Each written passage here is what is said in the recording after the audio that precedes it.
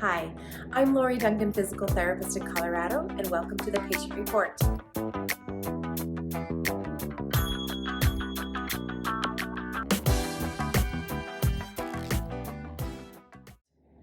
All right, so today's patient report is on a 47-year-old man who came to see me after actually having some rehab for about 4.5 weeks. However, he was still having significant right quadriceps atrophy, which is the thigh muscle, the front thigh muscle, after getting rhabdomyolysis. So if you've never heard of rhabdomyolysis, it's often called rhabdo. It's actually when the muscle starts to break down so much that it releases the cell contents of the muscle like myoglobin and creatine kinase, and it's not good. It can cause a host of things in the body. And luckily, this gentleman did not have a lot of organ damage, but he did have this significant right quadriceps atrophy. So what was interesting is when I asked him about his previous rehab, he said, well, I've been doing lunges, I've been doing squats, and I've been doing bridging. And I'm also walking on the treadmill. And I thought, well, okay, how are you feeling? He goes, well, I have such significant knee pain. It's really hard for me to do that. And I thought, yeah, that's true. Because here's the thing with rehab. So many of them are so strength-based at first that they're really quite painful and too much for the system. And what we really need at first is a nice combination of stability and mobility working together so that the system and the brain and the motor control can actually start to sync up, and then we can add on strength. So here is a patient progression that I started him in September. Then we got together in October, and then also in November. And each time he worked on these for 1 month because we were meeting over telehealth, and he has improved quite a bit. All right, so month 1, we started with a lot of stability, Pilates-based movements, and a little physio ball just for fun. So with the band, we started with some frogs that are from the Reformer. And you can do this with your feet off. I actually had him do it with the shoes off. And you're going to engage your core, your heels are together, your toes are out, and you lengthen your legs all the way out at an angle to feel your VMO. Right, so it's a specific part of our quad that we use, and it's really a high stabilizer at the knee.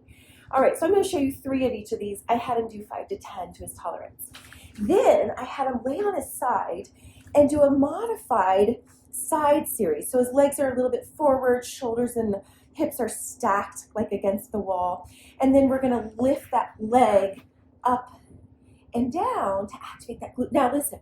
This band is here to assist, not resist. It's taking away the heaviness of the leg. So I had him do like 5 of these, and then I had him start doing some circles. Now the circles were about engaging the core and not moving the pelvis. And then again, we went the other way around. And then for walking in the trailing leg of gait, we pulled that leg behind us to squeeze the back glute, brought it forward. We pull the leg behind us to squeeze that back glute. Easy peasy, right? Then, just for fun, we decided to do a few things with the physio ball. So the first one is I had him lay on his back, and I told him to dig his heels into the ball, engage the core, and pull it. I'm not bridging up. I'm literally just activating the hamstrings. What's so great about that is now we also get some mobility into the quad that's nice and gentle and doesn't feel like a big fight or noxious into the system.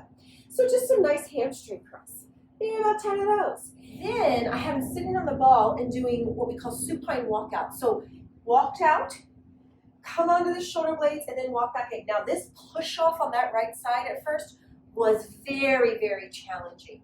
But it's a wonderful place to start working on that stability, a little strength, but nothing too noxious in the system.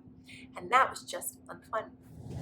So now in month 2, I still had this patient doing the Pilates-based movements that I showed you with the band.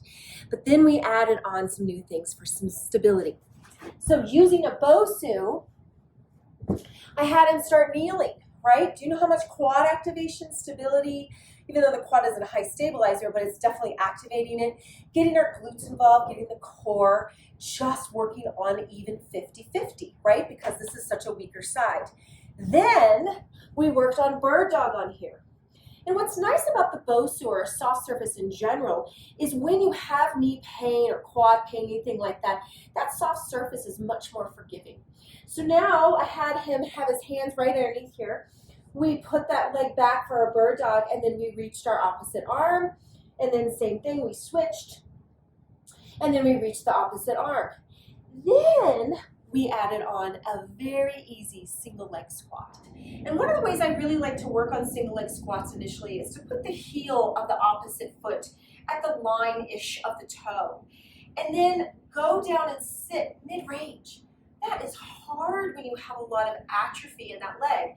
So we just did it down and up, and I believe we even had his hand on the counter, and this was our first dive into strength training. And then the other thing we added on was what we call karaoke or grapevines, stepping behind and forward. You know, a lot of people might be like, why in the world would you give that for some quad atrophy? But when you have such significant atrophy in the system, all that coordination, stepping behind, stepping in front, starts to feel a little funky. So now we're in that third month, and the patient is now saying he no longer has knee pain. He feels much more confidence going up and down the stairs. He's starting to feel that he's got like right leg development, and we can actually see this as quad is developing.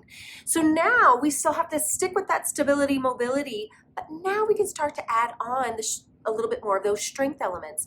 So on the BOSU, we changed it from a double knee to a single.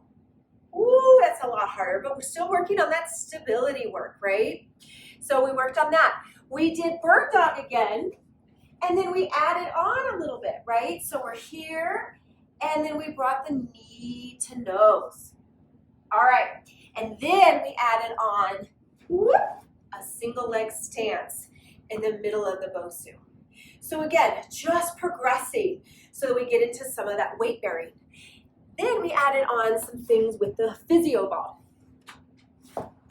We started with forearm planks, like piking out, hold, right? Coming back in, going down, holding. That's challenging when you have had some weakness. Then we took that ball and we started to have him do a lateral lunge. That is so tricky, right? Sitting back, but now we've got the support of the ball. So we're working on strength, but meeting the body where it's at so that he could feel that whole amazing complex really turning on. Then we added on a single leg squat, but now we're gonna hover over a chair. Pull it out.